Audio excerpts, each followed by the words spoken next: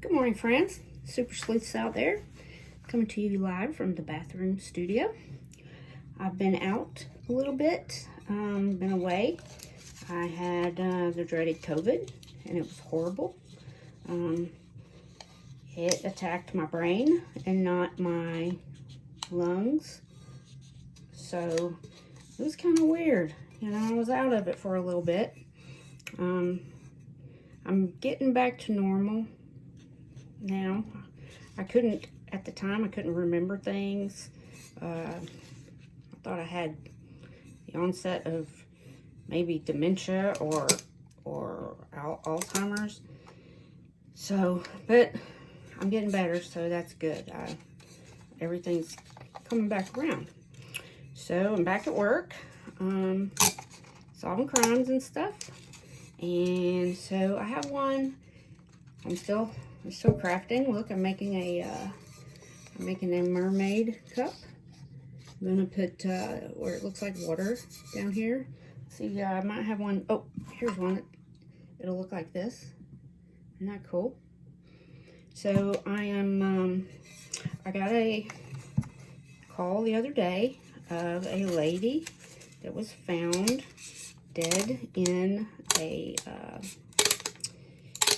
the bay. So I get there, and they pull her out, and she has on like yoga pants and a sports bra and socks. That's it.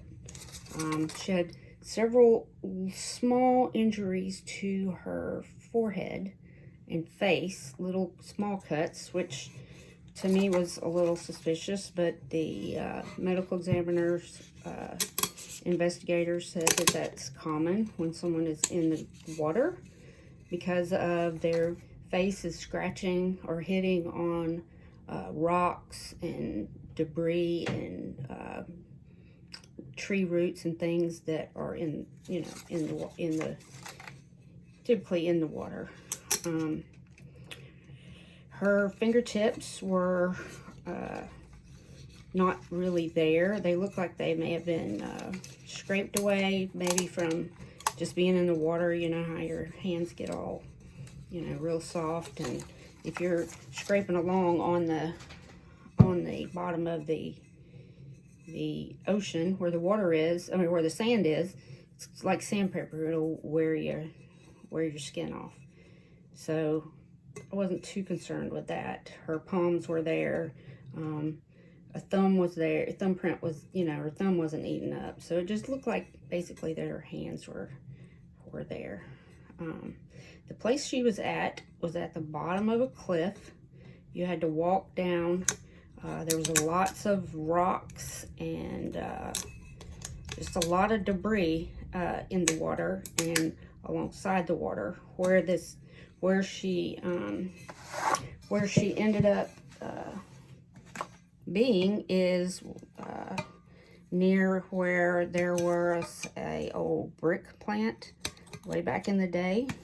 So therefore there was like bricks everywhere, old bricks in the water, and along the shore. So it was pretty difficult walk to get there.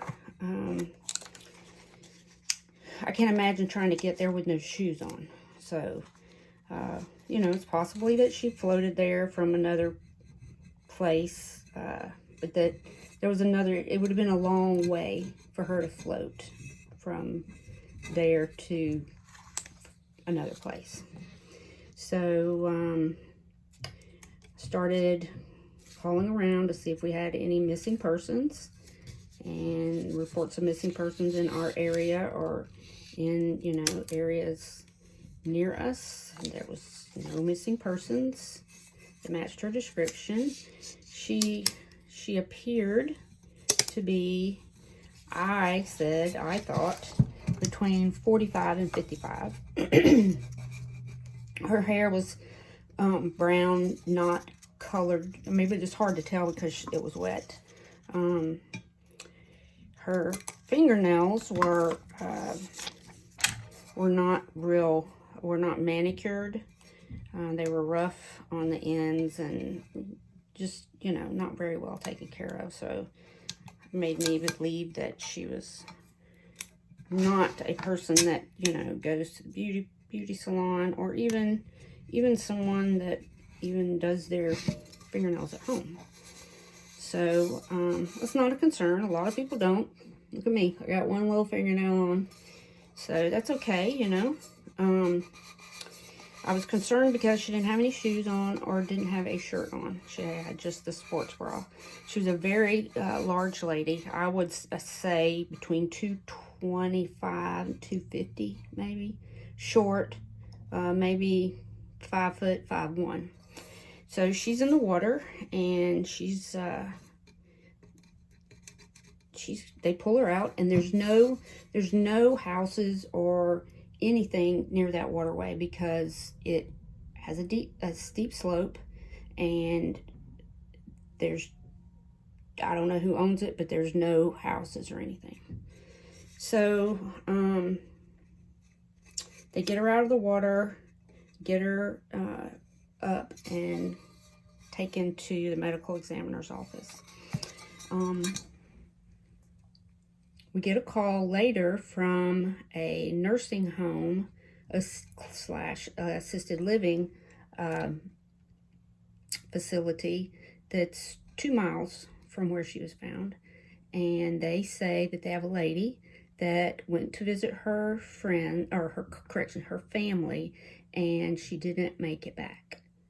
So I asked for the description, and the description matched. So I asked for her name and got all the information. She said that she was supposed to go visit her daughter in another city, which was probably about an hour away. She had no car, no debit card, no cell phone. So this wasn't going to go far. She had some mental illness. She was bipolar schizophrenic, and she was 60 years old, 60, 61, somewhere around there. So I called her daughter, and her daughter confirmed that she did not make it to her home, but that she's never come to her home. But she said last November, she walked away from the facility and said she was going to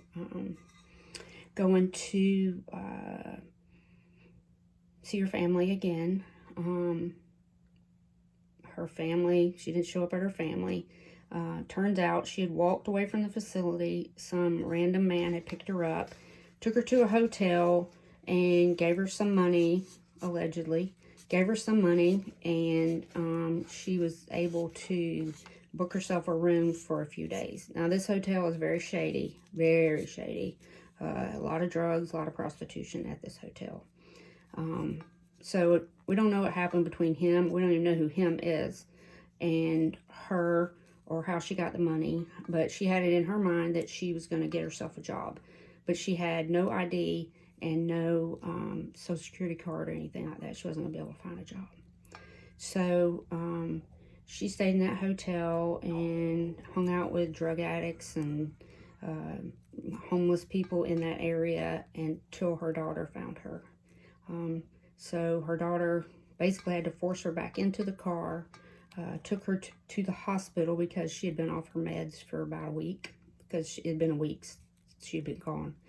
Forced her back in the car, and so she had to take her to the hospital and get her admitted back to the mental hospital so that she could get her meds situated and get back on track. And then she went back to the nursing home slash assisted living. So I spoke with them. They said that she could come and go as she pleased. She was there for them to give her her medication and assess her basic health. So she was able to come and go as she pleased, but she had no car. Like I said, no credit card, no debit card, no phone. So she really couldn't go far. She has a husband who lives in another town that from what I understand, is a little sickly, and so I'm not sure if he sent her money or how she got money. So I don't know. There's a store nearby, a convenience store she went to a lot, and a Dollar General. So not sure how she got money, but somehow she did have money to buy things from Dollar General and the convenience store. So thanks for tuning in. Tune back in and we'll talk some more about it. My goal is to try to figure out how this lady wound up in the water, dead, 2 miles from her assisted living facility, down a cliff, no shoes, no shirt, no personal items with her or nearby. So thanks for tuning in, and I'll be back with you and give you some more clues and tips, and hopefully you guys can help me figure this out. Thank you so much. See you later. Be safe. Back to blue.